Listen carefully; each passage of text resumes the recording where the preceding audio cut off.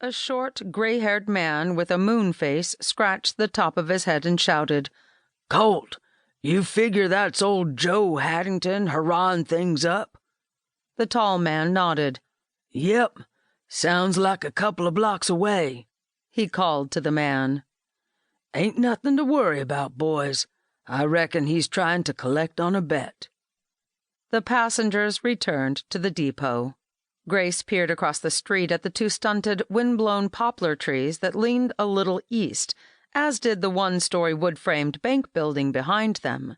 She noticed that those on the boardwalk ignored the gunshots. She was surprised that no one was scurrying for cover. Resigned, she scanned the train platform. "Mr. Colt, I simply need help with that trunk. It's too heavy for me. I'm not commanding you.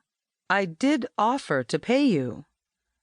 "You didn't offer me enough money to buy a whiskey in Lordsburg."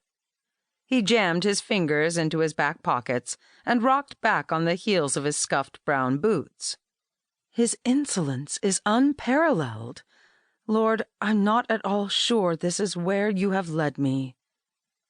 Mr. Colt, being staunchly temperance, I have no intention of supporting your vicious habit of drinking, she snapped.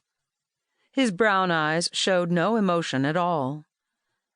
"My last name is not Colt," he informed her.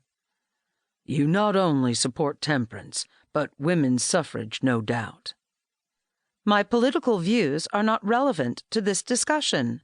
He rubbed his unshaven cheek. "Nor are my views on alcohol consumption. How do you know I have a vicious habit? Maybe I only take one drink a year on my birthday." I have no idea in the world if he's stringing me along or if he's angry with me. Does he have a permanent scowl? Is today your birthday? "No, it's tomorrow." That's a little better. Was that a sly grin, Mr. whatever your name is? Well, happy birthday. Now, will you please help me load my trunk? Now that's different. He stepped over toward the huge trunk. Grace rocked up on her toes to lengthen her 5-foot 9-inch frame. "Oh?" He still towered over her. "You said please, and help me, meanin' you intended to assist. Before you were just ordering me around," he explained. A small, barefoot, dark-skinned boy in ducking trousers dashed up to them. "Hey, Colt, Joe Addington's shooting up the El Matador Saloon. He says he's coming after you." Grace's hand went to her mouth. Goodness, why doesn't someone stop him?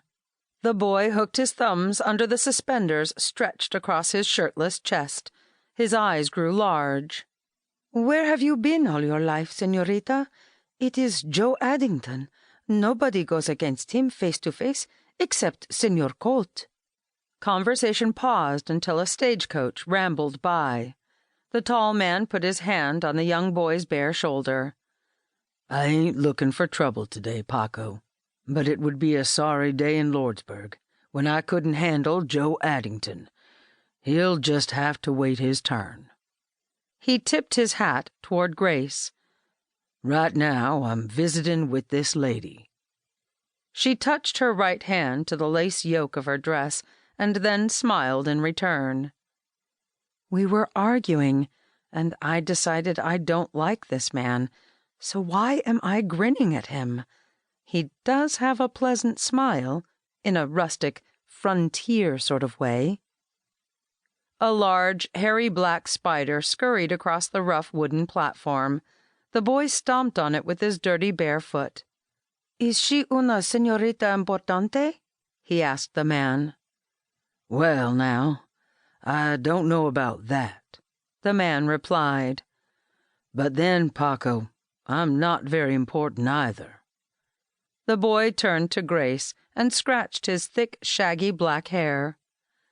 "I think Colt is the most important hombre in all New Mexico," he declared. She laced her fingers together and held them to her chin. "Just why is that?" she asked.